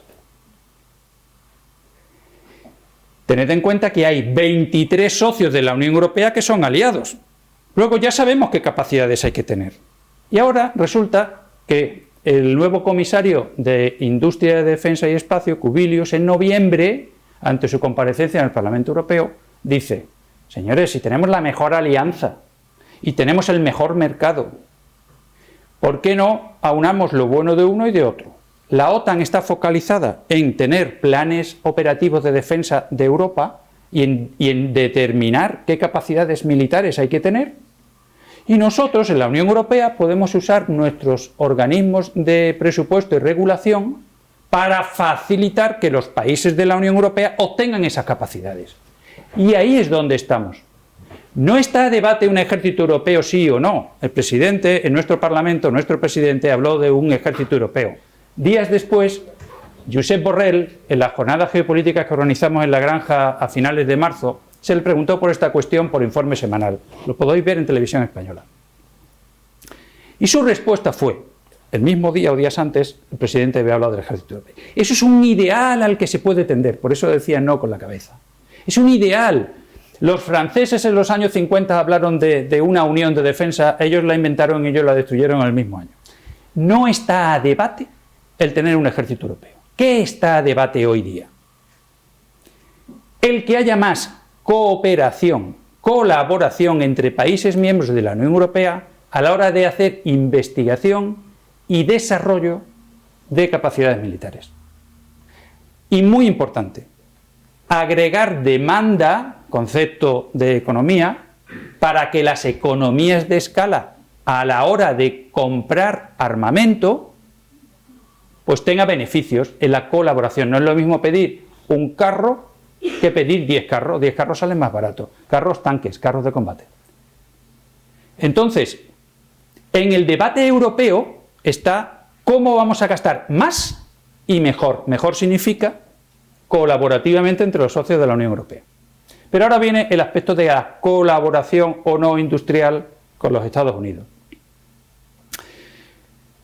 Tenéis que leer la Estrategia de Defensa de Industria Europea, la EDIS, de marzo del 24, y su propuesta de implementación, que le llaman EDIP, las siglas son en inglés, que es una propuesta legislativa que hace la Comisión para sacar todas estas ideas adelante, aún en discusión. Y luego tenemos que ver qué es lo último, que es lo del libro blanco para la preparación y la defensa. Eso es un libro blanco, un joint white paper, que no saca solo la Comisión, sino también es joint, porque lo saca la alta representante. Y entonces ahí dice la Comisión, dice varias cosas, pero trata de la financiación. Y dice claramente, en el año 2024 la Unión Europea se ha gastado como 326 billones, en términos en inglés, en armamento. Esto supone el 1,9, prácticamente el 2% del PIB agregado de los países de la Unión. O sea que prácticamente hemos cumplido. Pero estamos ante casos de emergencia y amenaza existencial para la Unión Europea. Yo me atrevo a decir que no solo por el caso de Putin y Ucrania. Actualmente creo que la aproximación en lo comercial de los Estados Unidos prefieren tratar con países bilateralmente que con una unión que tiene competencias únicas en competencia, en mercado y también ciertas competencias en comercio. Luego, hay una amenaza existencial para la Unión Europea, no solo ante los desastres naturales, sino también ante una guerra convencional en Europa, independientemente del resultado del acuerdo de paz o no que haya en Ucrania. Entonces, el white paper habla de la financiación y dice, señores, tenemos que sacar, dice 800.000 millones, en un borrador de la semana anterior al documento oficial hablaba de 650.000, y luego el señor Borrell también nos explicaba algunos otros elementos de cómo es la financiación, porque uno de los desafíos que tenemos en la Unión Europea son de tres índoles: del mercado único que está en construcción, de la competitividad, entre ellos de la industria, y por supuesto de las capacidades de defensa para emergencias como no solo ante desastres naturales tipo Dana y otros, sino de guerra en Europa. Imaginaos las capacidades actuales de la industria de defensa rusa. Venía escuchando un podcast en el tren.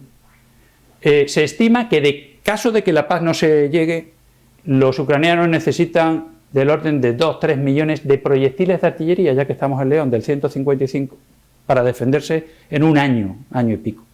La capacidad industrial de la industria de Ucrania son unos 400.000 proyectiles año. Necesitan 2 millones y pico. La capacidad industrial de los Estados Unidos es solo 800.000. Pero claro, podemos darle nada más que 200.000 porque necesitamos tener nuestros stocks de reserva de guerra para otros escenarios o para el que haga falta. 400 y 200, 600. Necesitan 2 millones. La capacidad europea, de la Unión Europea, son unos 400.000. No llegamos con las capacidades industriales a ni siquiera poder seguir apoyando el esfuerzo bélico en Ucrania. Luego sí, todos necesitamos la paz en Ucrania, pero a la vez necesitamos reactivar la economía y también, concretamente, la industria de defensa europea. Y aquí vamos a la colaboración. Claro que siempre ha habido colaboración entre la industria norteamericana de defensa y la europea, sobre todo porque además hemos comprado mucho armamento norteamericano. Lo que queremos es que ahora en Europa se compre más armamento producido en Europa y reducir la dependencia de la industria de defensa norteamericana. Hasta eso puede que le convenga a los Estados Unidos. ¿Por qué?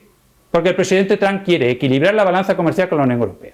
Y me atrevo a decir que los 50.000 millones extra que la Comisión ha ofrecido en compras de gas norteamericano, gas licuado, pueden permitirnos el que nos dejen desarrollar nuestra propia industria de defensa.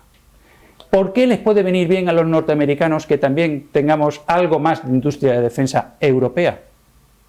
Porque Estados Unidos no sería capaz con la industria norteamericana actual de abastecer a dos escenarios simultáneamente, uno en Europa contra Rusia y uno en el Indo-Pacífico con China. Y ese es el único razonamiento o idea que se me ocurre ofrecer a mi amigo norteamericano para que nos dejéis comprar menos armamento norteamericano y más armamento producido en España y en Europa, de manera colaborativa. Sí, sí, sí. Os puede interesar que haya un mercado de industria competitivo en Europa y necesitamos hacerlo a corto plazo, en 4 o 5 años. Porque en 4 o 5 años los informes de inteligencia que están en lo público se atreven a pronosticar que la industria y las capacidades rusas pueden desestabilizar países como los bálticos. Polonia está gastando bastante. Y ahí lo dejo por ahora. Bueno, pues a ver, como nos vamos, que el aviso era un poco por tiempo, yo creo que, a ver, bueno, es que creo que con los que he hablado esta mañana hemos tocado todos los palos antes de venir sin saberlo, que vais a tocar todo esto, pero bueno, claro, hay un trasfondo económico muy importante, hay un trasfondo de cooperación tecnológica, hay un trasfondo geopolítico y geoeconómico. Yo creo que si hay algo que pone de manifiesto estas intervenciones es la necesidad, que ha sido mi lucha en esta facultad, de hablar de relaciones internacionales y el mundo llevado al mundo de la geopolítica y la geoeconomía, porque has hablado de términos balanza de pagos, economías de escala, innovación, cooperación tecnológica, es decir, de aranceles, es decir, de todas esas cosas, ¿no? Y eso se decide en el mundo de la política, pero se traslada al mundo de la economía de la defensa, de crear esa red de industria de cooperación europea. Pero sí que me gustaría, has hablado de migraciones, bueno, es que todo entronca, ¿no? Lo apasionante de todos estos temas es que deberíamos hacer una jornada casi más intensiva, ¿no? Pero no hay tiempo. Sí que me gustaría dar la oportunidad a que quienes estáis hoy aquí, ¿vale?, os encontréis lo suficientemente motivados, si no, seguro que por aquí hay gente que preguntamos sin parar, ¿no? Pero sí que me gustaría dar paso a responder un poco a vuestras inquietudes, ¿no? Yo creo que tenéis una oportunidad maravillosa hoy de hacer todas esas preguntas que a lo mejor habéis pensado hacer, y que este es el espacio justo para hacerlo y para encontrar respuesta en esa visión transatlántica por ambas partes. Así que os cedo la palabra a los alumnos para que hagáis vuestra ronda de preguntas, ¿vale? Yo quiero que se me diga un poco más en la pregunta que lanzaste tú ya, de qué visión tiene Estados Unidos hacia el futuro que está viendo en la Unión Europea, porque se ha hablado mucho ahora de la contribución, de la mejora en defensa, de que hay que colaborar, que sobre todo pues, la conclusión sería que sin una paz en Ucrania nada es posible. Pues me gustaría que fueses tú el que responda a usted. Sí, no, por favor, me puedes tutear sin problema. Me interesa mucho pues, la visión que tiene Estados Unidos. No, muchas gracias por la pregunta. A ver, bueno, creo que hemos tocado varios temas relacionados con la pregunta. O sea, lo que nosotros queremos es una Europa y una OTAN fuerte. Queremos que Europa tenga su propia industria en defensa fuerte. No diría que es o paz en Ucrania o una Europa fuerte. Es decir, esas cosas hay que irlos desarrollando mientras se resuelve lo que esté pasando en Ucrania. No sé si ahí entendí mal la pregunta o el concepto, pero o sea, lo que el presidente Trump quiere es que haya paz ya, o sea, que se acabe el conflicto y que se acaben las matanzas que está sucediendo allá. Pero a la vez está, o sea, en manos de Bruselas y los países miembros de la Unión Europea de ver cómo ir avanzando en los temas de industria de defensa, y continuar evolucionando y desarrollando el EDIP, pero siempre desde nuestro punto de vista dejando abierta la flexibilidad y la apertura de coordinar y colaborar con empresas y industria americana mientras se va desarrollando las capacidades europeas. No sé si eso contesta la pregunta o si había más... Yo creo que te quería comprometer un poco más. Yeah. Porque ha aludido a cómo ves el folclore de Europa. Es decir, cómo ves la juerga. Folclore. Sí, bueno, entiendo la palabra, pero no en este contexto. Pues, claro, pues... El country. Bueno, El folclore y la fiesta. Es decir, aquí estamos unos por un lado, otros por el otro, países que no quieren dentro de la Unión Europea, países que quieren, países que se refuerzan, países cuyo tendencia política está cambiando. Y entonces, claro, desde fuera, cuando tú miras ese escenario donde los personajes se están moviendo, da un poco esa idea, ¿no? Es decir, ¿cómo lo ves desde fuera? No, a ver, yo como diplomático extranjero, como no europeo, sí que veo, o sea, a ver, hemos tocado un poco dentro de la OTAN, todo se hace por unanimidad. O sea, si sale algo de la OTAN es que todos los 32 Estados miembros han dicho que sí. Pero claro, mira, yo tengo un mapa porque para mí es muy confuso o siempre me olvido quién pertenece a qué organización. Entonces yo tengo un mapa de Europa en mi despacho que tiene los países miembros de la OTAN, los de la Unión Europea, los de la zona Schengen, los de...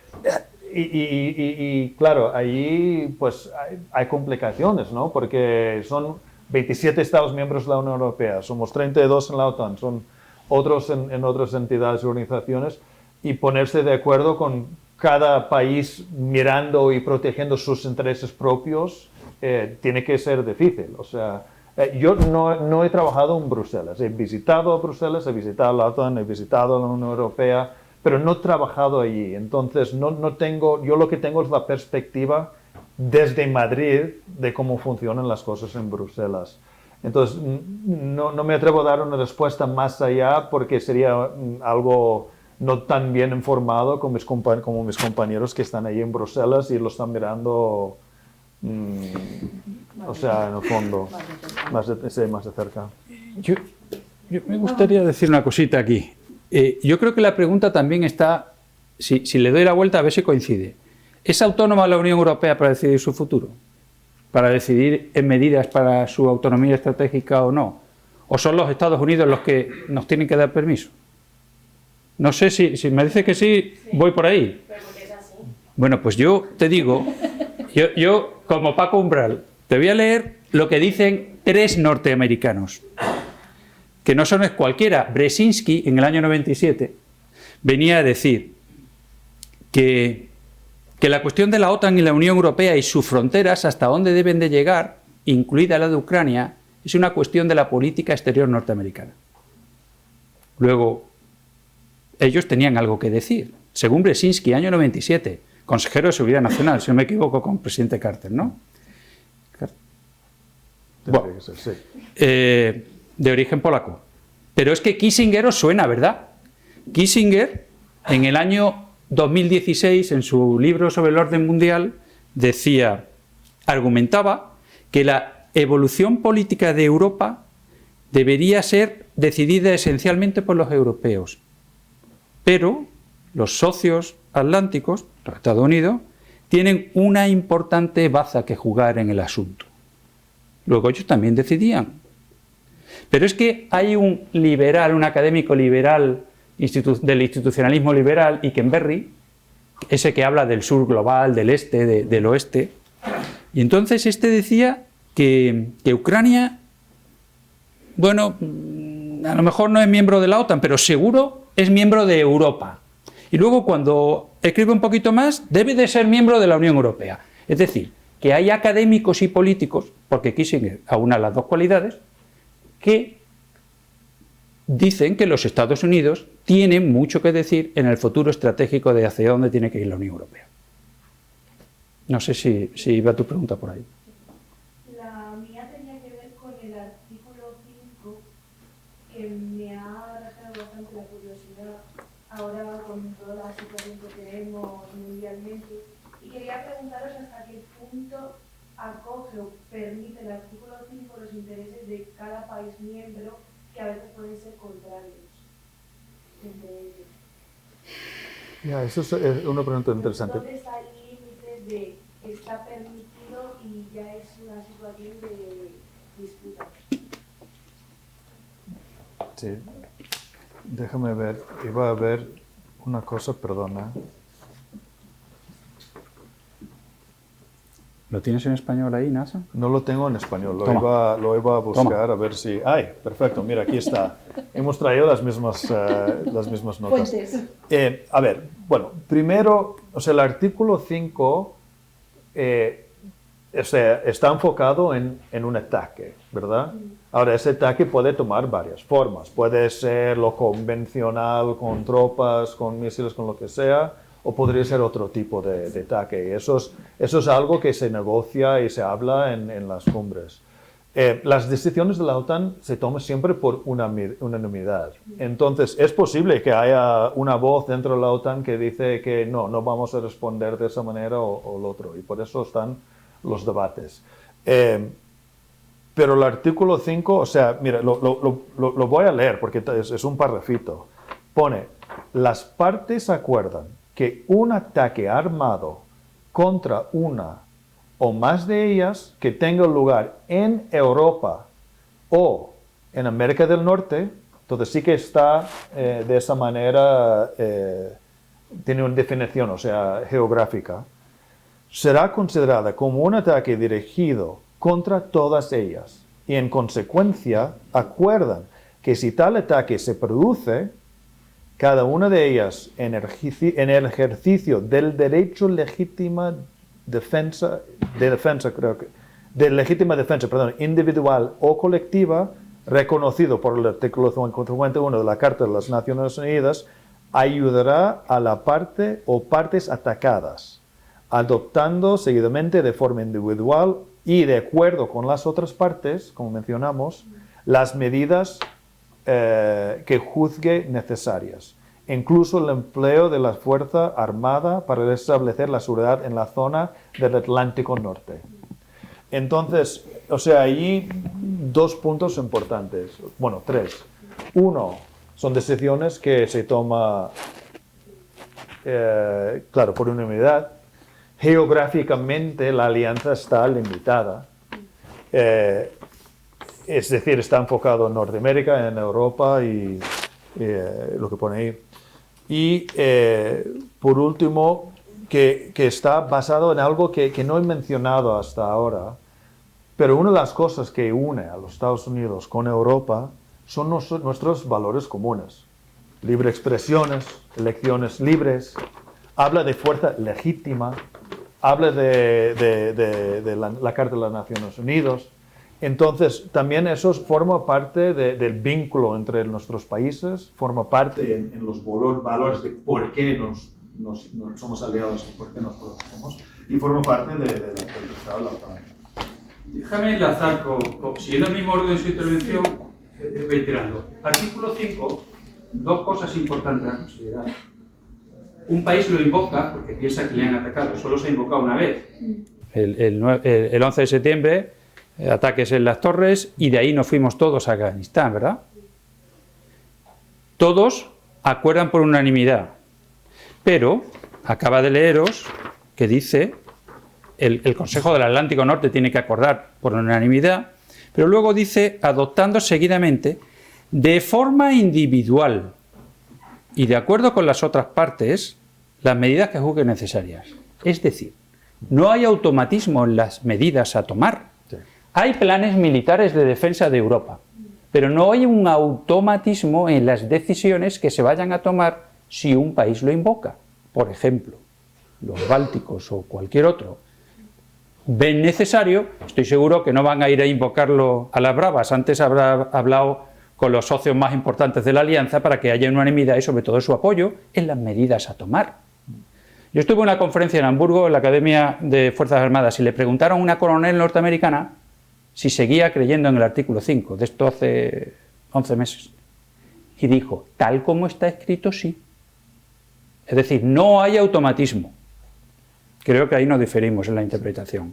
Y luego es importante ir a los valores, tal como él ha dicho. En el preámbulo del tratado dice, decididos a salvaguardar la libertad, la herencia común, por eso hablaba de Fernando, nuestro capitán de Ceuta, la democracia, las libertades individuales y el imperio de la ley. Pero es que en el artículo 2, eso es el preámbulo, en el artículo 2 habla de lo económico y dice, la OTAN es una organización político-militar y habla y dice que se promueve, que se basan reforzando las instituciones libres, asegurando una mejor comprensión de los principios en los que se basan estas instituciones y promoviendo las condiciones adecuadas que favorezcan la estabilidad y el bienestar. Tratarán de eliminar conflictos en sus políticas económicas internacionales y estimularán la colaboración económica entre las partes. Esto es el artículo 2, es decir, que según el artículo 4, cualquier socio, cualquier aliado puede llamar a consultas al NAC para hablar también del artículo 2. Y de hecho, en el NAC, cuando el caso de Ucrania, se habló sobre las sanciones económicas y se habló que la OTAN quería llevar al G7 el tema de las sanciones económicas. Y de ahí pasa a la agenda de la Unión Europea. Medio del artículo 5 para decirte los valores y para decirte que la actual política económica, también es motivo de la Alianza Atlántica. Luego, no solo es el 2 o el 3,5, como ha dicho la Comisión en el Libro Blanco, porque 1,9 más los 800.000 millones, 3,4, 3,6 según las interpretaciones, sino que también las políticas económicas de los aliados son importantes. Artículo 5, artículo 4, consultas, artículo 2, estabilidad económica y cooperación entre aliados. Nos ha tocado un tema súper importante. ¿A que ya adivináis los del año que viene qué tema vamos a tratar? De economía. Bueno, ¿alguna pregunta más por ahí? Venga, alguna difícil. A mí me gustaría destacar a los miembros de la mesa el concepto que han estado comentando durante toda la ponencia sobre que la alianza no es, como ha dicho el coronel, el tema de automático. Es decir, está basada en la confianza de los miembros. Si estas políticas, tanto por cualquiera de las dos partes del Atlántico, empiezan a degradarse, y sobre todo teniendo en cuenta que todos los miembros actuales son democracias, es decir, el pueblo tiene un control importante en la voz de la política de su país. Si empieza a haber ciertas políticas, sean de cualquier carácter, social, diplomático, económico, militar, que degradan esta confianza, realmente podríamos plantearnos que a futuro esta política del artículo 5 y el artículo 4 podrían no ser efectivas, en el sentido de si países democráticos deciden elegir gobiernos abiertamente en contra de la alianza debido a las acciones de otros miembros, ¿no sería eso hasta cierto punto, tanto por las actitudes dentro de la alianza como por ejemplo, cualquier tipo de injerencia por parte de terceros países, la elección de gobiernos que buscasen como objetivo principal demacrar y demorar esa confianza?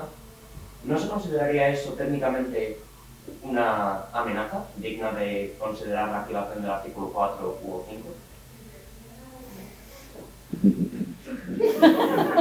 Bueno, a ver, punto número 1, o sea, lo que dices de la confianza es clave, es importantísimo. De hecho, gran parte de mi profesión, de mi trabajo como diplomático, es mantener relaciones con los países donde esté. Y los enlaces entre España y Estados Unidos son mucho más allá que nosotros aquí en la mesa. Obviamente, o sea, diplomáticamente tenemos enlaces muy fuertes, por los militares tenemos enlaces muy fuertes, pero Estados Unidos sigue siendo el destino número 1 para estudiantes españoles hacia el extranjero. Y si no me equivoco, España es el número 1 para estudiantes estadounidenses al extranjero. O sea, los enlaces y esa confianza se crea a través de la conversación, a través de las relaciones que se tienen. Y eso es importantísimo. Y de hecho, si alguno está pensando en qué hacer con el futuro después de la graduación y se plantea hacer la oposición para ser diplomático, es una carrera fantástica, porque permite ser parte de este proceso. Ahora, la definición de qué es un ataque, o sea, obviamente y claramente, y estoy totalmente de acuerdo, hay fuerzas fuera de la alianza que quiere romper la alianza, eso sin duda. Y eso es una amenaza. Ahora, si eso se considera un ataque, bueno, eso ahí es más... Es que eso es otro... Las palabras importan, y sobre todo si vas a la carrera diplomática.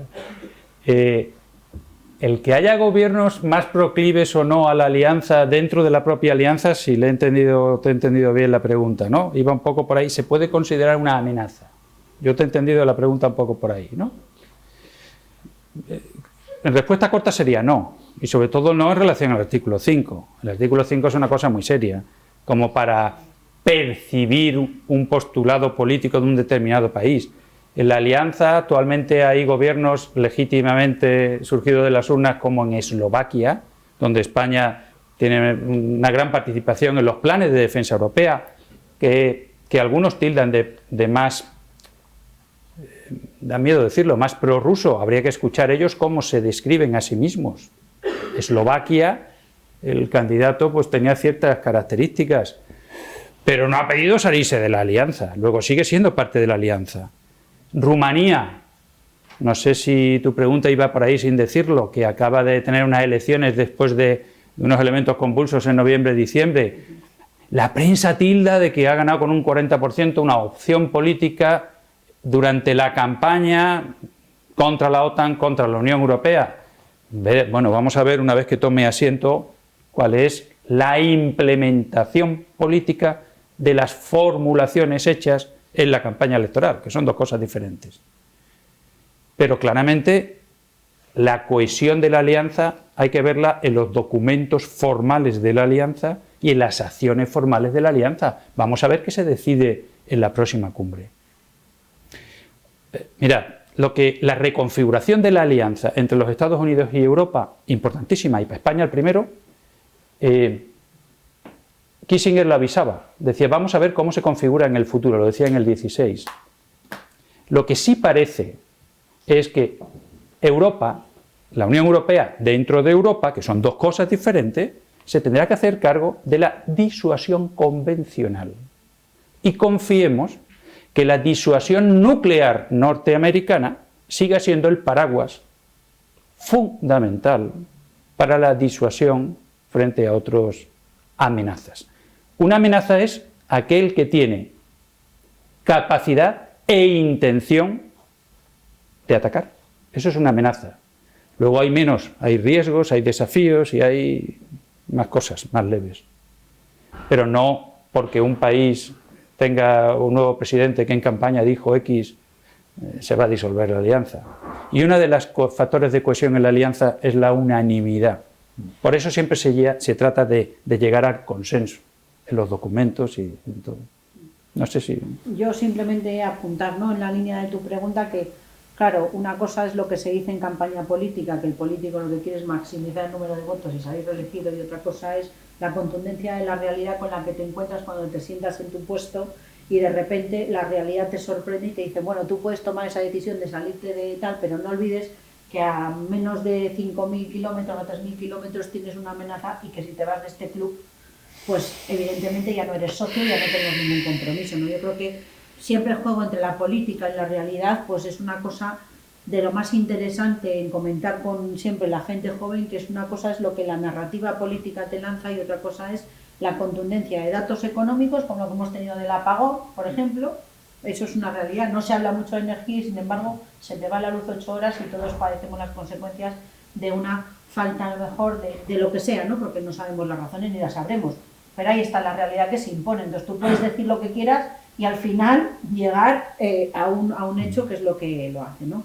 Bueno, pues yo creo que, si os parece, acabamos. Me gustaría que María, de la Agencia Helsinki, os contase un poco más en detalle el concurso de FENSA-IO. La temática sobre la que podéis hacer los ensayos, lógicamente, en el caso de la Universidad de León, es sobre lo que hemos hablado aquí. Yo creo que ambos ponentes nos han nutrido de forma suficiente. Yo me quedo con muchas más ganas, ¿eh? Porque claro, mencionamos unos temas que dan mucho de sí, ¿no? Y dime, Celia. Dime. ¿Puedo hacer una pequeña? Dime. No tengo mucha idea sobre el tema, no me he informado mucho, pero hablas al principio de la charla sobre la política doméstica y que se buscaban medidas equitativas entre socios, sí, y habló sobre la guerra de aranceles. Sí. Entonces, desde mi punto total de ignorancia, quería preguntar hasta qué punto es equitativo, porque lo veo algo como pachulo turco de chuda yo. Quería saber hasta qué punto es equitativo y cómo se prevé que se va a desarrollar la segunda parte es la más importante, de cómo se va a desarrollar. Está en plan de desarrollarse y desde aquí, desde mi despacho en la Embajada de Madrid, desconozco cómo se va a desarrollar. Se ha hablado de poner aranceles en ciertos países, se han hecho pausa en muchos de los aranceles, pero lo que he oído más que nada es hablar de encontrar un equilibrio justo, en que si un país pone aranceles en productos nuestros, pues pondremos aranceles en productos de ellos. Yo tampoco soy economista, de hecho estudié Ciencias Políticas, Derecho y ahora llevo unos años de carrera diplomática, pero lo que no me atrevo a predecir es a dónde se va a llevar. Eso es algo, o sea, es un momento en la historia en que se puede pues estudiarlo mientras se va desarrollando a lo largo de los próximos meses, años, lo que sea. Muchos de los que están aquí tendrán interés por distintos temas que habéis tocado. Y María, si te parece, y luego ya cerramos el evento, ¿vale? Bueno, pues ya, buenas tardes, voy a ser rápida porque sé que todos sentéis ya todas hambre. Como ha comentado la profesora, mi nombre es María Jaén, soy presidenta de Helsinki, España. No tenemos nada que ver con Finlandia para que me preguntéis sobre el país. Nacemos de la OSCE, de la Organización de Seguridad y Cooperación en Europa, y trabajamos formación en derechos humanos, construcción de paz y resolución de conflictos, en el ámbito universitario y en el ámbito profesional. Por eso estamos trabajando en este proyecto tan interesante de Defensa y yo. Somos los que ejecutamos el proyecto de la Embajada. Y bueno, comentaros un poquito rápido que esta es la 5ª edición de este proyecto. No estáis solas, esta universidad, sois 15 universidades en total en esta edición.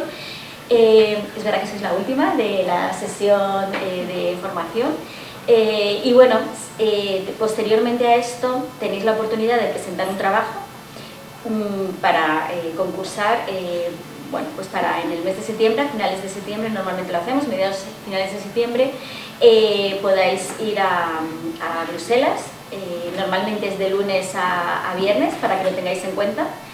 ¿Por qué digo todo esto? Porque siempre nos surgen las cosas de que luego, ay, es que yo tenía un Erasmus y he ganado y ahora no puedo ir. Bueno, para que lo sepáis. El lunes se llegaría a Madrid, tendríamos una jornada de bienvenida a la Embajada de Estados Unidos, conoceríais la Embajada y a los diplomáticos que estén en ese momento trabajando aquí. Después nos iríamos a Bruselas el mismo lunes y estaríamos allí, pues normalmente martes, miércoles y jueves, y el viernes se regresa a Madrid y luego desde Madrid a vuestro punto de destino. Se cubrirían todos los gastos y se visitaría pues, el cuartel de la sede de la OTAN en Bruselas. Y el año pasado estuvimos en la base aérea que tiene la OTAN en Alemania también visitándola. Bueno, es una oportunidad única. De cada universidad se presentan varios trabajos y se elige uno, o sea, hay un participante ganador de cada universidad, o sea, viajaríais con otras 14 estudiantes de las otras 14 universidades con vuestras mismas iniciativas e intereses, por lo que luego también está muy bien, aparte del viaje en sí, que podéis conocer a otras personas. Al final siempre hacéis un grupo muy fuerte. Y bueno, el trabajo consiste, tenéis desde hoy 4 semanas para presentar el trabajo. La tenéis que mandar a la profesora, a vuestra profesora, y todo el mundo que presenta trabajo tiene que estar inscrito en esta jornada, ¿vale? En el Google Drive. Esto es muy importante porque si no, si hoy no os inscribís no vais a poder participar. Aunque ganarais, no podríais hacerlo. El trabajo normalmente son como máximo 800 palabras. Podéis presentar o un trabajo, o un podcast, o un vídeo, ¿vale? Si es podcast o vídeo, 3 minutos máximo, no más, ¿vale? Y bueno, pues de los temas que os comentaba la profesora. No queremos que os metáis en internet y busquéis un tema, o sea, que sean como ideas novedosas, aportaciones críticas o aportaciones positivas o negativas a temas que se han tratado, vuestra visión, o sea, cómo podría cambiar. Bueno, pues es más o menos así. Luego estos trabajos, el ganador se publica en la página web de Defensa y yo, que se queda ahí publicado. Y bueno, si queréis conocer un poquito más de las bases del concurso, de otros ganadores de otros años, para que se den ideas de lo que gusta y lo que no gusta, en la página defensayyo.com, todo junto, defensayyo.com, tenéis toda la información. Y bueno, yo desde mi experiencia en el último viaje que estuve, a la gente le encanta, han hecho un grupo súper bueno, han presentado una iniciativa ahora para otro proyecto con Estados Unidos. O sea, creo que no solo lo que conocéis, que también es muy importante porque mucha gente solo piensa que la OTAN es bueno, pues militares trabajando, también hay muchos diplomáticos trabajando allí. O sea, vais a conocer otra versión, vais a saber que podéis como ciudadanos de la OTAN, podéis trabajar allí, podéis incluso hacer prácticas, o sea, creo que es muy interesante el conocer a la gente que está allí. Y bueno, os animo a que participéis. Si tenéis alguna duda, pues la profesora os lo puede resolver. Nosotros también, la información está en Defensa y yo, en la web. Y también a lo largo de los años se ha ido creando, también con la ayuda del gobierno americano, de la embajada, una asociación que se llama Geosede, que son alumni de este proyecto, de las 5 ediciones, que os podéis inscribir también, o sea, aunque porque ya habéis participado aquí. Y bueno, es gente joven como vosotros que bueno, pues, trabaja y tiene como información sobre temas de geopolítica actuales.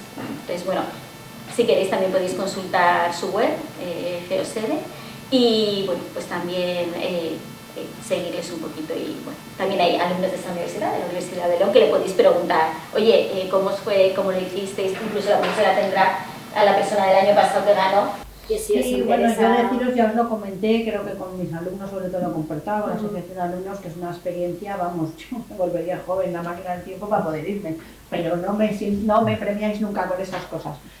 Yo creo que es una experiencia maravillosa, hay una organización de alumnos, ¿vale?, que siempre son ámbitos muy dinámicos, vais a poder relacionaros con estudiantes de otras universidades, ganadores del concurso, de distintos campos de conocimiento, con los mismos intereses, con un nivel muy potente, y yo creo que eso crea un ambiente y una oportunidad, es una ventana de oportunidad para la Universidad de León, por supuesto, pero para vosotros que sois los destinatarios finales, ¿no? Entonces yo creo que, y como me conocéis todos, me veis todos los días y tenéis mi móvil, porque mis alumnos tienen mi móvil, pues me preguntáis por WhatsApp y ya pues os contesto cómo podemos hacer llegar eso a través de mi correo electrónico, incluso a través, bueno, pues ya buscamos la fórmula, ¿vale? Yo estoy aquí a vuestra entera disposición, así que nada, gracias, María.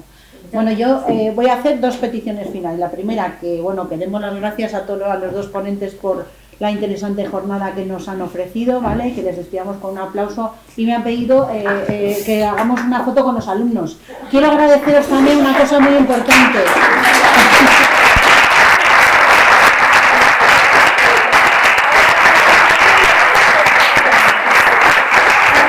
Bueno, yo quiero deciros una cosa muy importante, ¿no? He estado en los alumnos de la Asociación de Alumnos, los representantes de alumnos de la facultad. Quiero agradeceros a todos una cosa que yo he visto y que me parece muy importante y que comparto muy a diario con los alumnos en el aula, y es este cambio, ¿no?, de interés en los alumnos por estas temáticas, este comportamiento excelente que solo puede responder a lo que responde la universidad, que es un espacio de libertad de expresión, es un espacio de democracia y es un espacio de academia para el debate público. Os agradezco vuestra conducta en el día de hoy, me siento muy orgullosa de tener un público como el que he tenido hoy aquí. Creo que mis compañeros y mis ponentes comparten esta sensación, ¿vale? Así que gracias a vosotros, ¿vale? Gracias.